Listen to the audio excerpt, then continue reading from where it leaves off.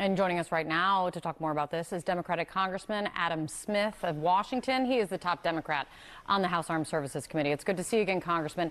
I want to get your take on Elon Musk and some of what Elon Musk said in that impromptu press conference and what he said he found. One of the things that he said is at USAID, he says that he found some officials had been taking kickbacks. Quite a few people, he said, had managed to accrue tens of millions of dollars in net worth while they're in that position. Also, as you heard, they're claiming that they are maximally transparent. What do you think of that? Have you guys received any documentation or any word of any of this fraud he's accusing them of finding? Look, it's unbelievably dishonest and also, I guess, fiendishly clever. Just say you're transparent and assume people will believe it. There's no evidence of transparency, and you've outlined a lot of it in your reporting leading up to this. But yes, he makes these bald statements that are not supported by any facts. There is literally no factual evidence presented of anyone at USAID making tens of millions of dollars. So if he has it, he should produce it. Saying it and not producing it is the exact opposite of transparency.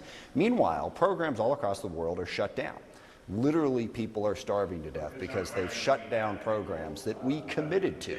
We made a commitment to give a certain amount of money for programs in Sudan and elsewhere that he just shut down without any notice to anybody, breaking a contract, breaking the law because the U.S. Congress and previous president had signed it into law, and having a devastating impact on individuals. And then just the cruelty of it. You have USAID employees stranded all over the world, just suddenly cut off with no help. There's nothing transparent about this process right now. But, they show up in the Oval Office and say, we are the most transparent thing in the world. And we're all supposed to go, well, he wouldn't say that if it wasn't true, would he? Yes, he would. There's also him being an unelected bureaucratic-like official now, going after unelected bureaucrats who he says have more power than you as an elected lawmaker. Let me play this for you. We have this unelected, fourth unconstitutional branch of government, which is the bureaucracy, which has, in a lot of ways, currently more power than any elected representative. And this is not something that people want. And it does not match the will of the people. So it's just something we've got to fix. He says that it's something he has to fix. What is the role that you think Democrats, frankly, Republicans in Congress should have, as DOJ is steamrolling through and President Trump just signed an executive order giving him more power? Yeah, I think part of the role is to be honest with the American people. And what Elon Musk just said there is just flat a lie. It is the executive branch of the government. Those bureaucrats that he's talking about are under control of the President of the United States, and they're under control of the various departments in which they are assigned. President was elected. Our job in Congress is to pass the laws that govern their actions. It is all very constitutional.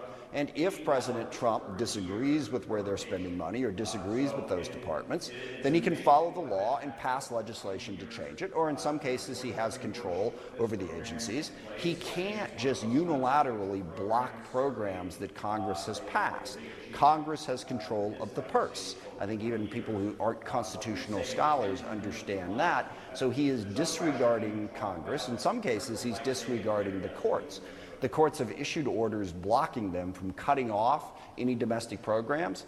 Those domestic programs are still being cut off. So what Elon Musk is doing is he's disregarding the Constitution and ignoring the legislative branch and ignoring the judicial branch. And that's not transparent, and it's not legal. Again, if we want to have a debate about going forward, what should we spend on USAID? I think there are some programs in USAID that probably don't make sense. Fine, let's talk about those. But you can't just come in and ignore the law and wipe out programs that have been passed by Congress. That's what they're doing, and they're not doing it transparently.